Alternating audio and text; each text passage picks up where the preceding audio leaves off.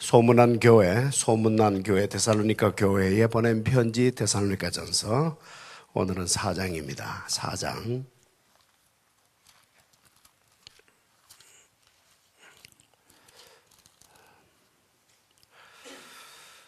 우리 1절과 2절만 같이 합독합시다. 1절, 2절, 4장 1절과 2절 시작.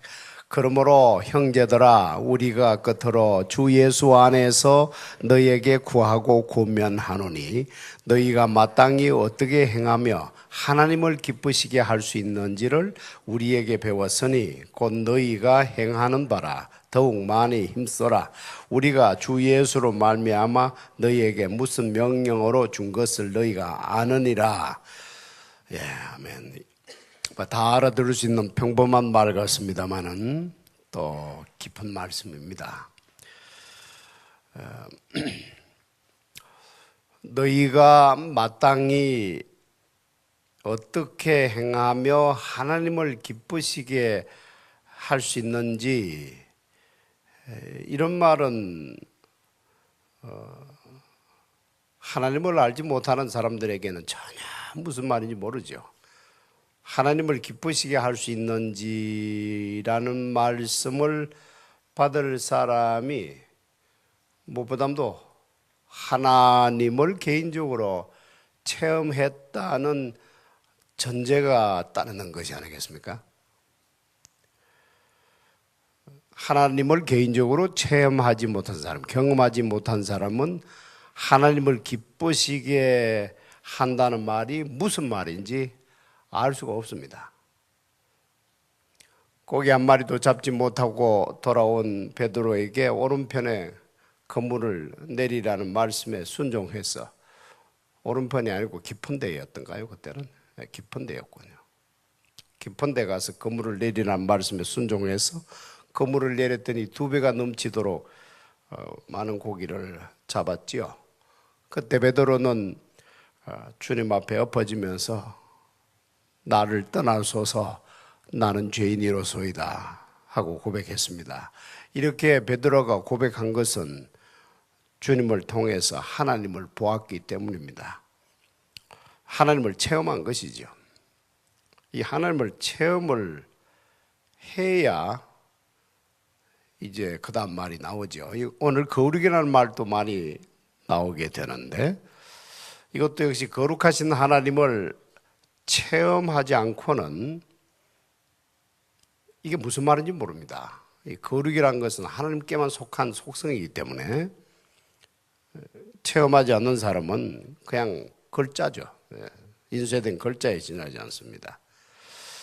데살로니가 교회 교인들은 사도 바울을 통해서 하나님을 체험하게 되었습니다. 사도 바울이 그들에게 하나님을 기쁘시게 하는 이라는 글을 썼다는 자체가 그들은 이미 하나님을 체험한 사람들이라는 뜻이 되겠습니다. 그런데도 그런 사람들에게 이 글을 쓰는 이유는, 물론 경위를 보면, 배경을 보면 디모데가 올라갔습니다. 디모데가 내려왔습니다. 지난 주일에 우리가 살펴본 거죠. 디모데를 보냈다, 디모데가 내려왔다, 우리는 이렇게 기도한다. 그런 내용이 3장이었는데 내려온 디모데를 통해서 데살로니가의 교인들의 모습을 자세히 듣고는 이제 우리는 살았다 하고 참 감격했던 사도 바울이었습니다. 분명 그 디모데를 통해서 그 외에도 여러 가지 말을 들은 것 같은데,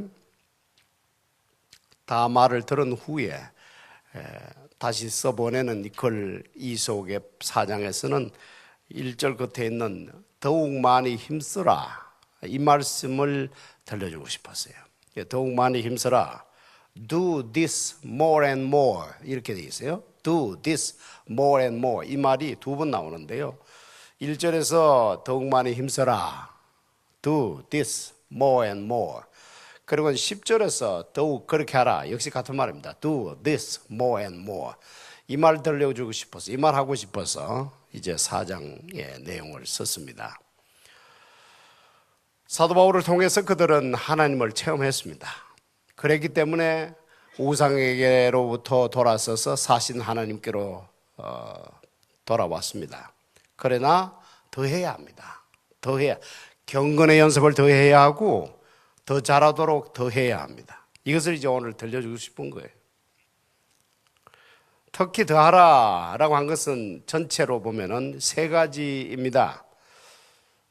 하나는 거룩입니다. 3절, 하나님의 뜻은 이것이니 너희의 거룩함이라.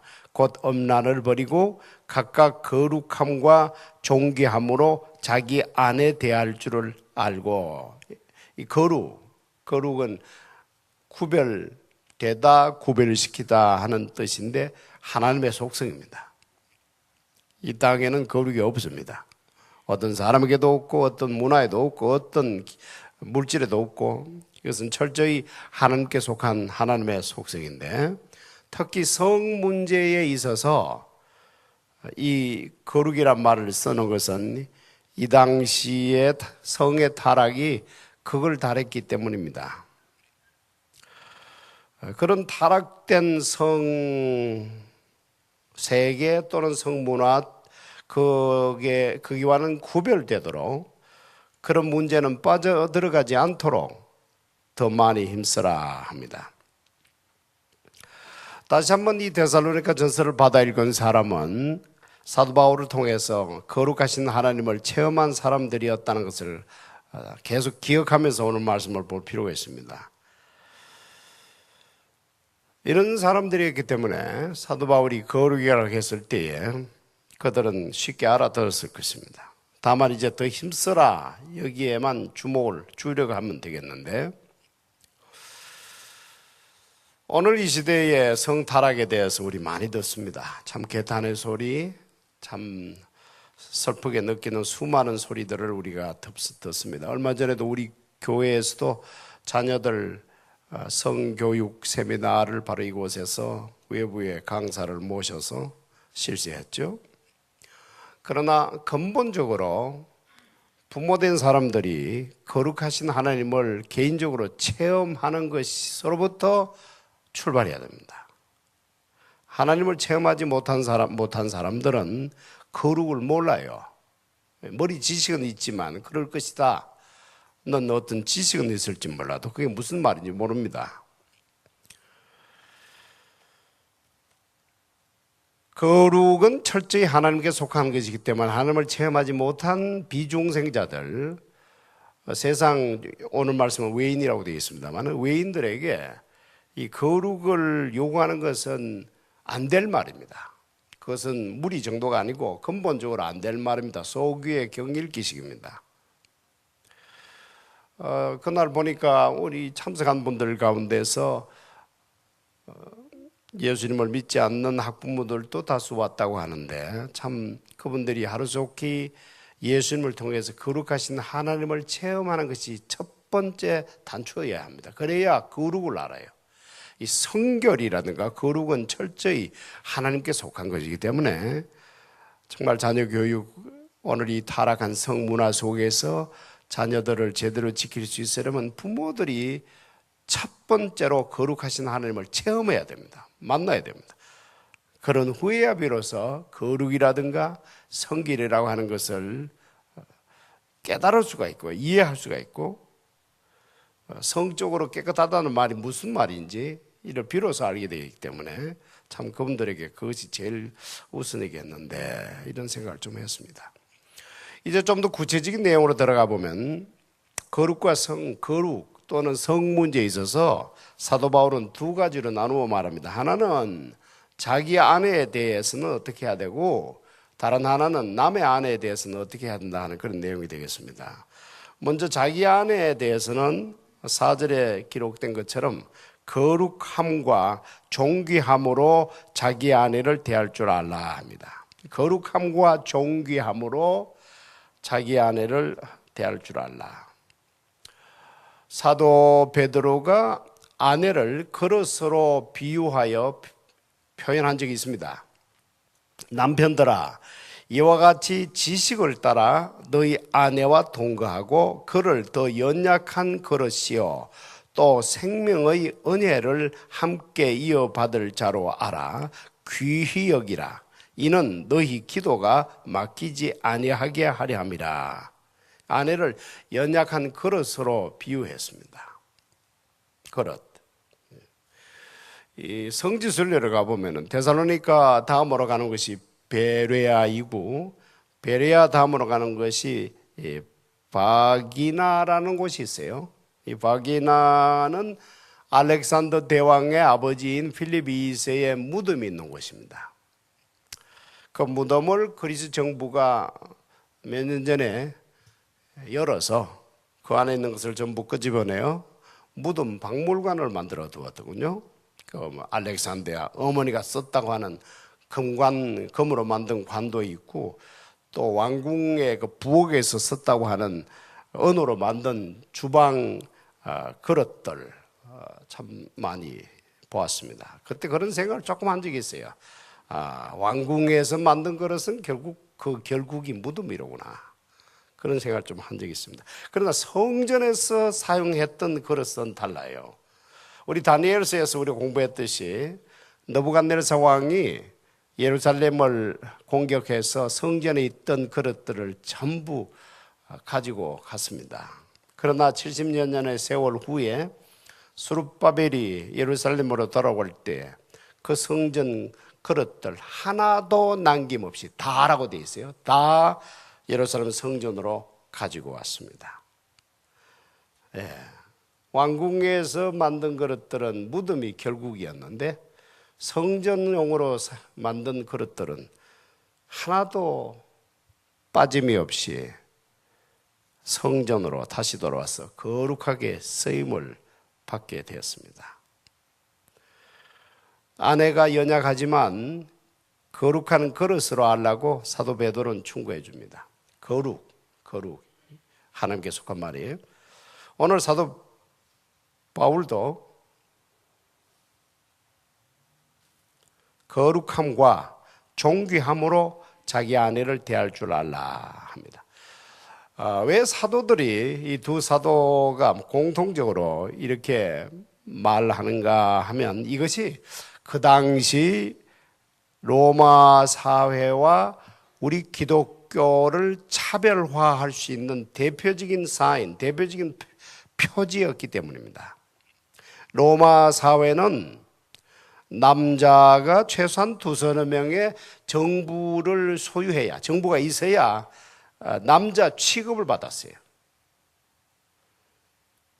겨우 자기 안에 혼자 있으면은 인간 취급을 받지 못해요. 인간도 아니에요. 그러니까 뭐라고 그래요? 어떻게 표현해야 되나? 쪼다라고 해야 되나? 뭐 그런 말이 있으면 좋겠는데, 아무튼 그 사회에서 명함을 내놓지를 못했습니다. 발을 들어놓지를 못했습니다. 저 들어오지 못하게 하라고 그랬었어요. 그만큼 그 사회 문화가 그렇게 정부가 최소한도로 한 30명은 있어야 그래도 거기에 발을 들여놓을 수 있는 그런 타락된 문화였고 사회였습니다. 이런 문드러진 세상과 우리 기독교가 어떻게 다른가를 이것으로 보여주고 싶었습니다. 물론 이것이 우리 주님의 가르침이기도 했죠. 그러나 이것이 차별화된 것입니다. 이것을 통해서 우리 기독교는 어떻게 다른가? 어떻게 문둥이 살처럼 문드러진 그 성적으로 타락된 그 세상과 우리 기독교는 거룩한 하나님, Holy God, 거룩한 하나님을 섬기는 우리는 어떻게 다른가 하는 것을, 그것을 통해서 정언한 면이 있습니다.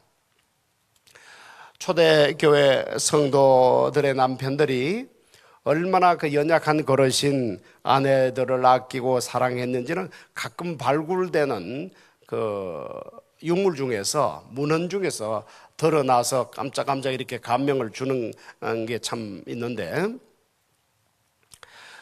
아무튼 그 당시에 조금 전에 말씀드린 것처럼 로마 사회가 여성을 그냥 하나의 놀이개로, 남자들의 그 어떤 성놀이개로 취급되었던 그 당시 그 모습이었기 때문에 더더욱 우리는 어떻게 거룩한가, 거룩하다는 말은 다르다는 뜻이거든요. 구별된, 우리는 어떻게 구별된 거예요? 어떻게 우리는 구별된 백성들인가? 우리 예수 믿는 사람들은 일부일처제로 정언했습니다. 일종의 정언이에요. 당당하게 비록 가진 것은 별로 없고 사회적으로 너무너무 푸대접을 받은 우리 기독교인들이었지만 그런 것들로 정언했습니다.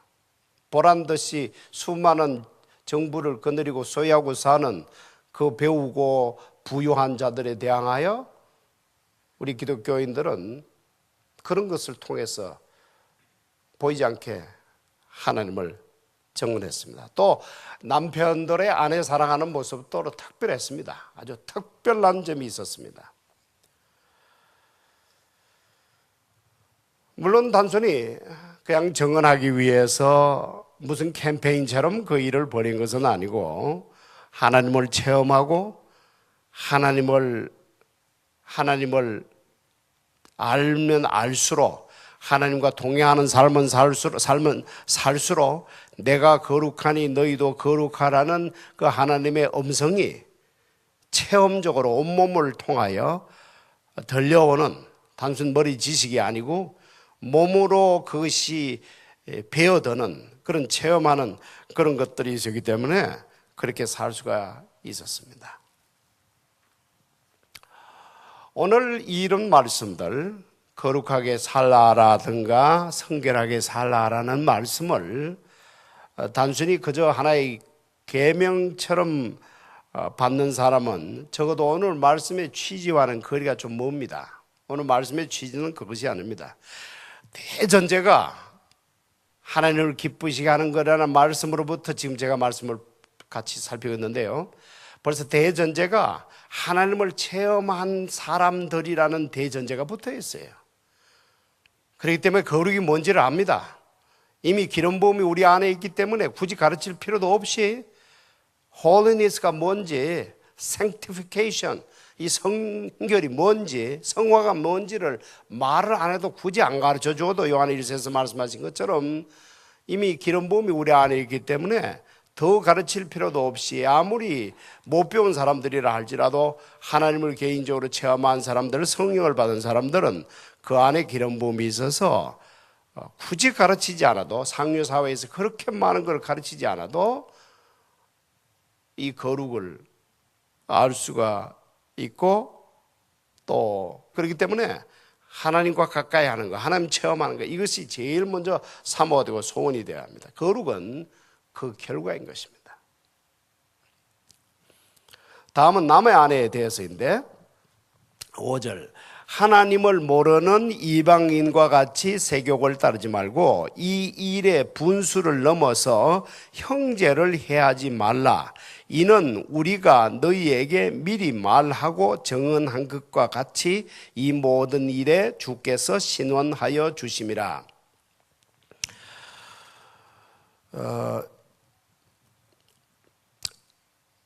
아시다시피 사도 바울께서 데살로니가에 체류한 기간이 세 안식일밖에 안 됩니다. 3 Sundays. 세 안식일이라고 짧은 기간 동안에 무엇보다도 복음, 은혜, 십자가 이것만 가르쳐도 시간이 부족하지 않았겠습니까?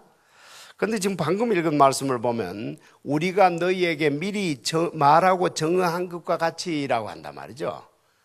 그 짧은 기간 속에서 은혜 못지않게 우리 주 예수님의 십자가의 복음 은혜 못지않게 죄에 대해서는 특별히 성적인 죄에 대해서는 무섭게 가르쳤다는 뜻입니다.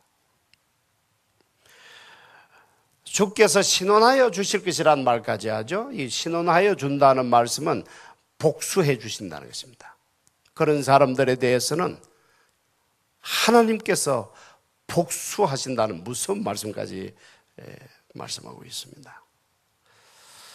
여러분 이 섹스, 성이 무너지면 다 무너져 버리고 맙니다. 성은 에덴 동산에서 아담과 이브에게 주신 하나님의 최초의 거룩한 질서예요. 이것을 통하여 아름다운 가정을 만들게 하시고 아름다운 공동체가 이루어져가는 모델이 되게 하시고 굉장히 중요한 질서입니다. 굉장히 중요한 첫 시도입니다. 하나님으로서는 공동체를 이끌어가는 제일 첫 공동체가 에덴 동산의 아담과 이브 공동체인데 거기에 그 펑션, 그 기능이 제대로 작동할 수 있도록 집어넣어 주신 가장 중요한 장치가 이 성이거든요. 그런데 이 질서를 파괴해버리면 모든 것이 무너지고 맙니다. 그래서 뭐 우리 많이 듣다시피 대로마 제국 같은 큰 제국들이 끝에 가서 결국 무너지게 된 결정적 요인이 성의 타락이었다고 학자들은 다 입을 모아 말을 하죠. 가정에서든 사회든 또는 국가든 이 성을 파괴해버리고 이 성의 질서를 무너뜨리는 것이 단순히 어떤 윤리 도덕적 수준이 아니고 그 정도의 개념이 아니고 결국은 하나님이 만드신 가장 거룩한 질서 자체를 파괴하는 마귀적인 것이죠. 그렇기 때문에 하나님께서는 신원화해 주신다, 복수하신다는 말씀을 하게 되는 배경이 그런 것입니다. 7절 하나님이 우리를 부르심은 부정하게 하심이 아니요 거룩하게 하심이니 그러므로 저버리는 자는 사람을 저버림이 아니요 너희에게 그의 성령을 주신 하나님을 저버림이니라. 만약 이 가르침을 저버리는 자는 사도 바울을 저버리는 것이 아니고 하나님을 저버리는 자라는 또 무슨 말씀이죠? 성범죄가 가장 주의해야 할 범죄라는 것을 또 강조하겠습니다. 이 말씀에도 보면 너희에게 그의 성령을 주신 이란 말씀을 보면 이 사람들이 성령 받은 거예요. 이 말씀 받는 사람들이 성령을 받은 사람들입니다. 성령을 받은 사람은 그 몸이 성령이 거하시는 성전입니다.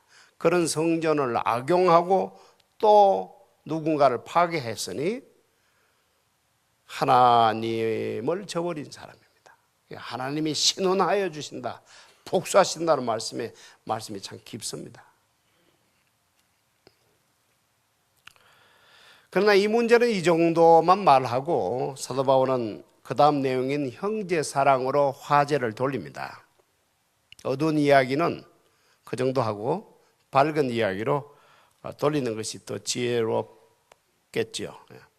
9절 형제 사랑에 관하여는 너희에게 쓸 것이 없음은 너희들 자신이 하나님의 가르치심을 받아 서로 사랑함이라. 너희가 온 마게도냐 모든 형제 대하여 과연 이것을 행하도다 형제들아 권하노니 더욱 그렇게 행하고 이것도 do this, do that, more and more 이제 같은 말이에요.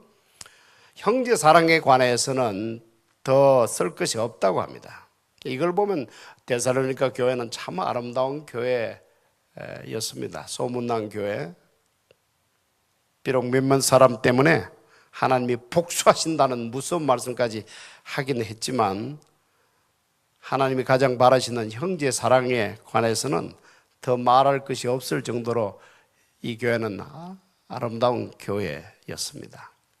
그런데 이 아름다움을 어떻게 계속 유지할 수 있었는가 하면 다시 9절을 보면 형제 사랑에 관하여는 너희에게 쓸 것이 없음은 너희들 자신이 하나님의 가르치심을 받아 서로 사랑하라. 이 하나님의 가르치심을 받아 참 중요한 말씀이죠. 하나님의 가르치심을 받아야 합니다. 계속 받아야 합니다. 형제 사랑을 잘 하는 이유가 하나님의 사랑을, 하나님의 가르침을 받는 분량에 비례하는 거예요. 겸손할 필요가 여기에 있는 것이죠. 형제 사랑이라고 하는 것은 성경이 말하는 아가페 사랑, 소위 아가페 사랑인데 이 사랑은 절대로 사람에게서 나올 수가 없습니다. 하나님의 가르치심을 받아야 합니다. 이 말씀 공부를 참 계속해야 하는 이유가 그것입니다. 평생 교육이어야 합니다. 교육, 평생 교육. 셋째로 더욱 힘써야 할 것이 또 하나 더 있는데 11절 봅니다. 또 너희에게 명한 것 같이 조용히 자기 일을 하고 너희 손으로 일하기를 힘써라. 이는 외인에 대하여 단정히 행하고 또한 아무 궁핍함이 없게 하려 함이라. 여기도 보면 또 너희에게 명한 것 같이라고 그러고 있죠. 지난번에 들려준 말을 또 들려준다는 말씀이에요. 이 반복 학습이라고 하죠. 반복 학습보다 더 효과적인 교육은 없다는 것을 지금 사도 바울이 또 들려주고 있습니다. 뻔한 그 내용이라도 듣고 전 여러분들이 정말 감사도 드리고 축하도 드리고 싶어요. 이렇게 수요일날 이런 말씀 내용 다 알면서도 또 나오셔서 듣고 그게 참 좋습니다.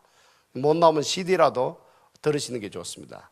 웃으실지 몰라도 제가 나가면서 꼭 CD를 제가 한 장 집어요. 그리고 저도 또 들어요. 잘했나 알아보려고 듣는 게 아니고 들어야 돼요. 이 하나님의 말씀은 믿음은 들으면서 나기 때문에 들어야 됩니다. 계속 들어야 됩니다. 이 사도 바울께서 이 반복 학습의 본을 지금 보여주고 있잖아요. 조용히 자기 일을 하라는 말씀을 영어로 말하면 mind your own business. 참교 하나 이렇게 남의 일에 참견하지 말고 mind your own business. 끼들지 말고 자기 일을 조용히 잘 하라, 성실히 하라는 그런 뜻이겠죠.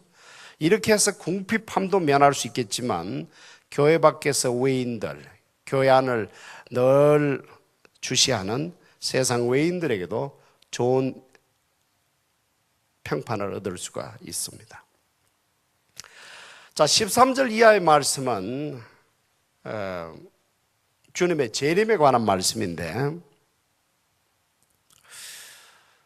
아마 디모데 편으로 사도 바울 선생님에게 좀 여쭤봐 주세요 라고 했던 것 같아요. 그래서 몇 가지 질문을 보내온 모양인데 무슨 질문이었을지 한번 같이 보도록 합시다. 13절입니다. 형제들아, 자는 자들에 관하여는 너희가 알지 못함을 우리가 원하지 아니하노니 이는 소망 없는 다른 이와 같이 슬퍼하지 않게 하려 함이라. 이미 여러분 들으셨지만은 이 표현법 중에 우리가 원하지 너희가 알지 못함을 우리가 원하지 아니하노니 이중부정은 강한 긍정이라. 알지 못한다는 말도 부정이고 원하지 않는다는 말도 부정이죠. 이 이중부정은 강한 긍정입니다. 꼭 알기를 원합니다 이런 뜻이에요. 지금 자는 자들, 예수 믿고 죽은 사람들, 성도들에 관하여는 너희가 알지 못함을 우리가 원하지 아니하노니 이는 소망 없는 다른 이와 같이 슬퍼하지 않게 하렵니다. 데살로니가 교회가 얼마나 주님의 재림을 사모했는지는 이미 소문이 났습니다. 그런데 그런 가운데 하나 둘째 세상을 떠나기 시작한 거예요. 살아있는 동안에 오실 줄 알고 그렇게 뜨겁게 신앙생활을 했는데 하나 둘 떠나는 모습을 보면서 이거 어떻게 된 거냐라는 질문들이 나온 것 같습니다. 무엇보다도 주님의 재림 자체를 의심했다기보다는 그러면은 그분들은 주님의 재림이라고 하는 영광스러운 그 순간을 맛보지 못하게 될 것입니까? 그런 질문을 해온 것 같습니다. 이 질문과 궁금증에 대해서 사도 바울이 답변해 줍니다. 14절, 우리가 예수께서 죽으셨다가 다시 살아나심을 믿을진대 이와 같이 예수 안에서 자는 자들도 하나님이 그와 함께 데려오시리라. 이와 같이라는 말씀이 참 중요합니다. 이게 뭔가 베이시스예요. 이게 근거예요. 이와 같이 뒤의 내용은 이와 같이 앞에 있는 내용을 근거로 한다 이런 뜻이죠. 예수 안에서 죽은 성도들이 다시 살아날 것을 믿는 근거는 그 앞에 있는 것과 같이 그게 근거예요. 앞에 있는 내용이 예수께서 죽으셨다가 다시 살아나심이거든요. 그것처럼 그걸 근거로 하여 그게 보증이에요. 그게 개런티가 됩니다. 보증서가 됩니다. 디파짓이 됩니다. 그것을 근거로 하여 이와 같이 데살로니가 교회 성도들, 이미 잠잔 자들, 죽은 성도들 또 그렇게 된다라고 지금 들려주고 있어요. 하나님께서 죽으신 예수님을 다시 살려내 주신 것과 같이 이와 같이 이 참 베이시스가 좋잖아요. 하나님이 또 예수님이 죽으신 거, 예수님이 다시 살아나신 거, 이 어마어마한 내용을 디파짓으로 하여 이것을 근거로 하여 하나님이 예수 믿고 죽은 성도들을 예수님과 함께 데리고 오십니다. 이렇게 들려주고 있어요. 이 말씀을 지금 데살로니가 교회 성도들에게 들려주기 때문에 표현이 이렇게 된 겁니다. 하나님이 먼저 눈을 감은 성도들을 그리스도와 함께 데리고 오십니다. 이렇게 지금 표현이 되고 있어요. 왜 그런가 하면 지금 이 질문을 한 사람들이 어떤 사람들인가 하면 이런 사람들이에요. 우리 아버지는요, 우리 어머니는요, 우리 거인은요, 우리 아들은요, 이렇게 말한 사람들.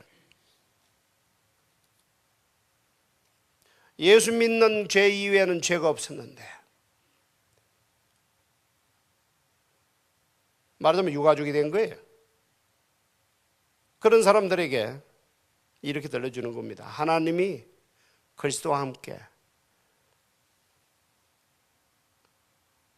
그렇게 슬퍼하는 당신들의 가족을 데리고 오십니다. 하나님도 등장시키시고요, 예수님도 등장시키시는 거예요. 지금 아주 사도 바울이 아주 엄청난 개런티를 하는 겁니다. 하나님이 예수님과 함께 당신들의 그 유가족들을 다 데리고 옵니다. 이렇게 안심시켜 줍니다. 어떻게 데리고 옵니까? 실제로 어떤 일이 일어나는 것입니까? 15절. 우리가 주의 말씀으로 너희에게 이것을 말하노니 주께서 강림하실 때까지 우리 살아남아 있는 자도 자는 자보다 결코 앞서지 못하리라. 이런 말씀들이요, 이제 15절이 그냥 우리가 주의 말씀으로 너희에게 이것을 말하노니, 이런 말씀 사복음서에 없어요.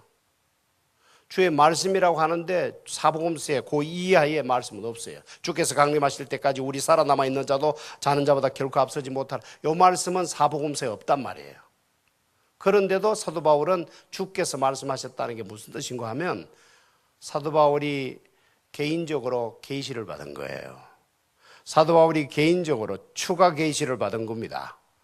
복음서에 기록되어 있는 주님의 말씀 말고 부활하신 이후에 주님을 만나기도 했지만, 또 아라비아에 3년간 개인적으로 조용한 시간도 가졌지만, 아무튼 사도 바울의 생애 가운데 주님께서 나타나셔서 계시하신 장면들이 꽤 있었죠. 우리 그거 다 사도행전에서도 봤고요.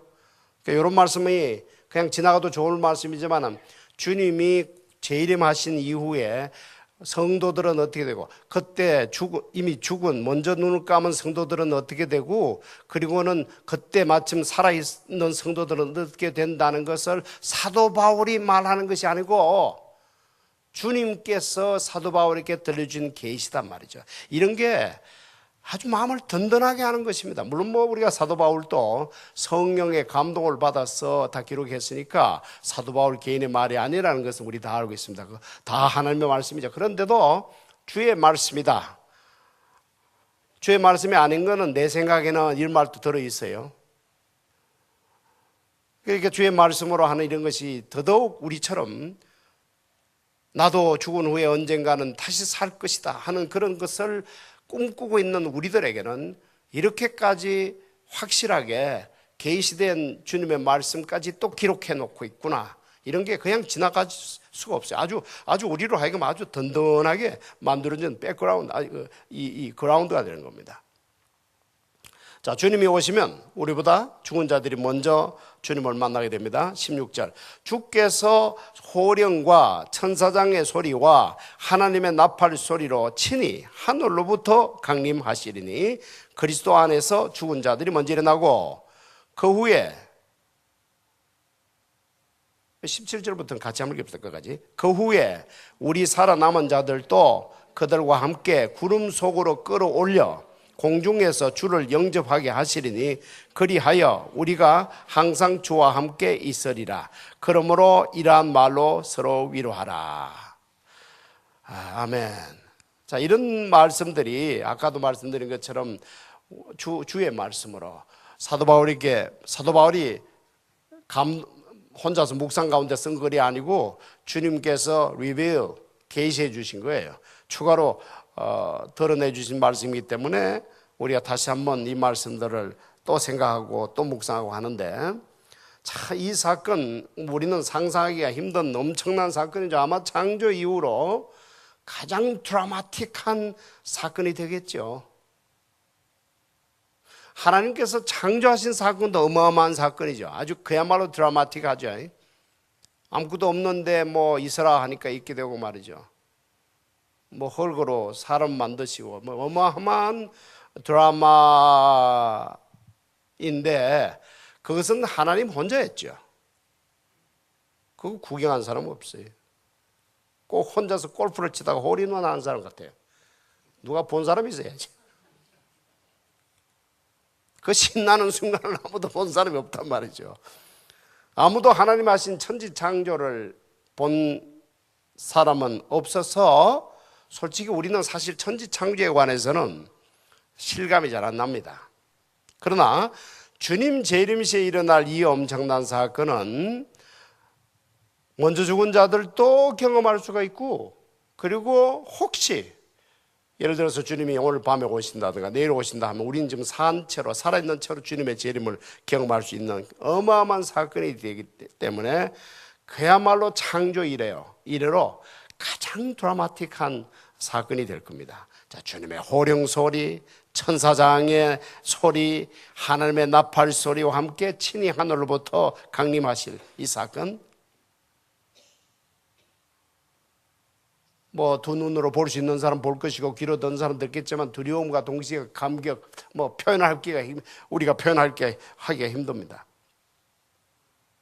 그런데 여기서 놓치지 말아야 할 것은 이 말을 들려주는 가장 큰 이유 중에 하나는 목회적인 이유입니다.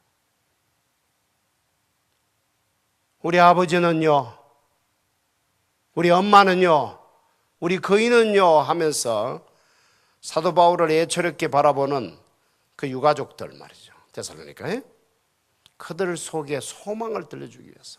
그렇다고 소망을 지금 지어서 들려주는 게 아니죠. 주께서 말씀하신 바를 들려주는 것이죠. 아들은 그렇지 않습니까? 아들은 늙은 부모의 마지막 의지할 바죠.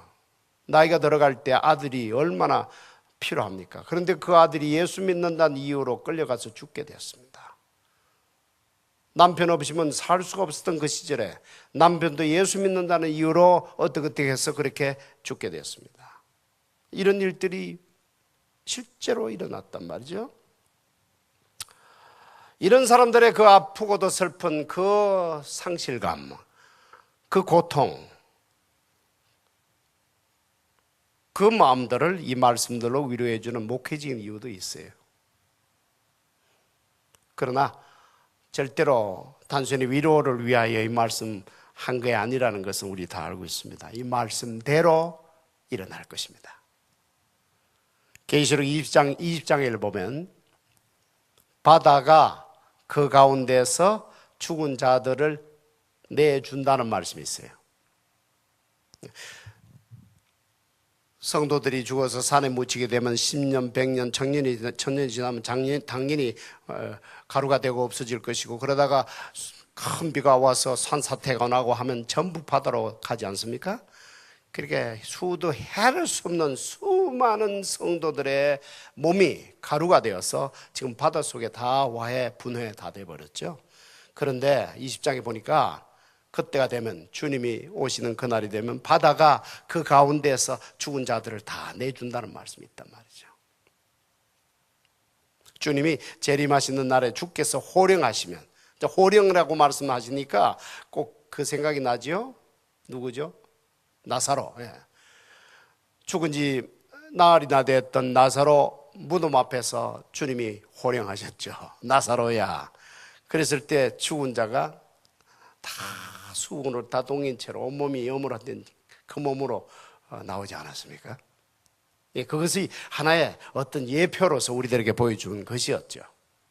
주께서 호령하시는 그날에 바다에 있는 눈으로는 도저히 볼 수 없는 그야말로 먼지 중에 먼지로 되어버린 성도들의 그 몸가루라 할지라도 다시 다 집합이 되면서, 물론 옛날에 그 몸이 아니죠, 영원한 몸으로 바꾸어서 공중에서 주님을 만나게 됩니다.